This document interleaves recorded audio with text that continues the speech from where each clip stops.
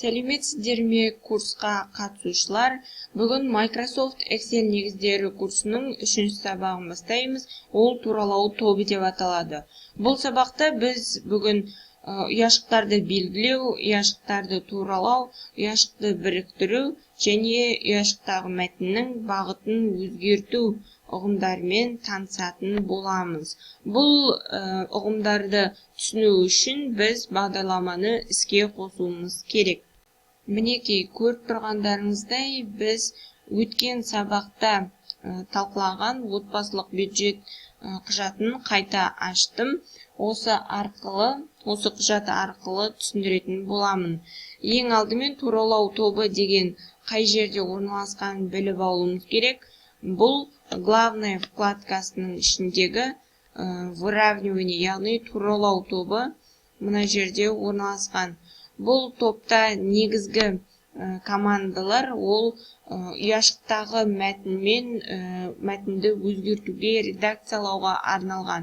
Ең алғашқы айтатын команда ол объединить и поместить в центре деп аталады, немесе қазақша ұяшықтарды біріктіру және ортаға орналастыру. Бұл команда арқылы біз бірнеше ұяшықты бір ұяшық етіп өзгерте аламыз және орналасқан мәтінді ортаға үйлестіріп орналастыра аламыз. Бұл команданы жүзеге асыру үшін біз бірінші тақырып жолын алып жасап көрелік. Міне, көріп отырғаныңыздай, тақырып мәтіні ортаға орналасты. Дәл сол секілді біз көрсеткіштерді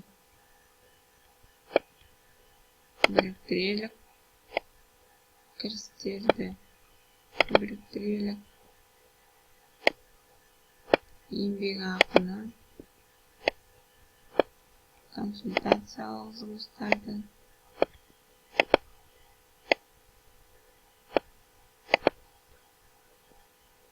шығыстарды біріктірдік. Ендігі кезекте шығыстардың топтарын біріктіру қалды. Пәтер ақыны, тұрмыстық шығындарды,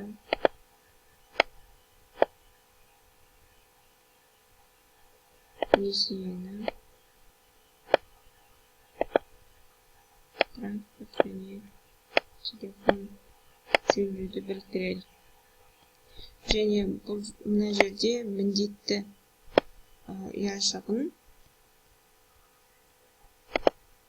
тігінен біріктірем. Ағымдық шығындарды да дәл солай тігінен біріктірем. Себебі бұл жерден көрініп тұрғандай пәтер ақы, тұрмыстық шығындар, несие, транспорт шығындарының барлығы міндетті шығындар тобына жататындықтан, оны міндетті және ағымдық ұяшықтарды тігінен біріктіріп жатырмын. Шығындарды біріктіріп алайын және кірістер қорытындысын, шығыстар қорытындысын,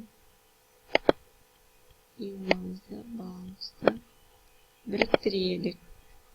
Және де ендігі кезекте бізде туралау командалар жиынтығы туралы айтатын болам. Бұл командалар жиынтығы көлденең және тігінен және көлденең екі түрге бөлінеді.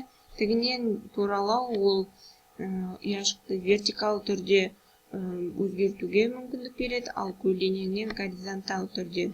Бұл командалардың қызметін бағалау үшін біз ұяшықтарды ортаға, айлар санын ортаға туралап көрелік. Бұл көлденеңнен ортаға командасы қосылады. Міне, көріп тұрғаныңыздай, сандар ортаға орналасты. Ендігі кезекте бағандармен жұмыс жасау қалды. Көрсеткіштер, кірістер, еңбек ақы, консультациялық жұмыстар, пәтерден табыс және шығыстарды сол жаққа қарай туралайық.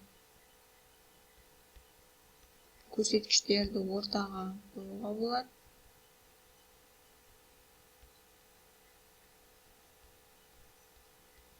Кіріспе мен шығыстарды да ортаға қоюға болады. Және міндетті сөзін тігінен ортаға қоямыз. Ағымдықты дәл солай. Қалған шығыстар бірдей болып тұра берсін.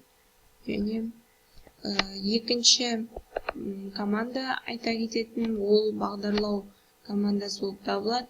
Бұл команда мәтіндегі жазудың қалай бейнеленетінін қамтамасыз етеді. Мысалы, міндетті ұяшығына басып, оның сөзін өзгерткісі келсе, яғни орналасу ретін, онда осы бағдарлау командасын басады және бұл жерде бірнеше варианттары ұсынылған. Сағат тіліне қарсы, сағат тілінің бойымен, вертикал, үстіге өзгерту және астыға өзгерту деген. Осының ішінен біз үстінен өзгертуді таңдайық.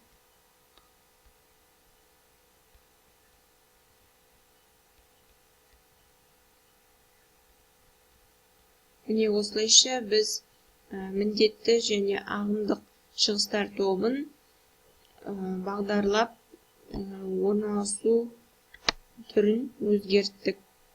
Осылайша бүгінгі сабақта біз ұяшықты біріктіру, ұяшықты туралау және ұяшықтың мәтіннің бағытын өзгерту ұғымдарымен таныстық.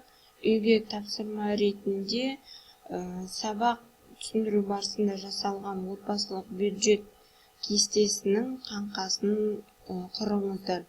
Өздеріңіздің қалауларыңызға байланысты шығыстар мен кірістерді толтырсаңыздар болады. Келесі сабақтарда кездескенше сау саламатта болыңыздар.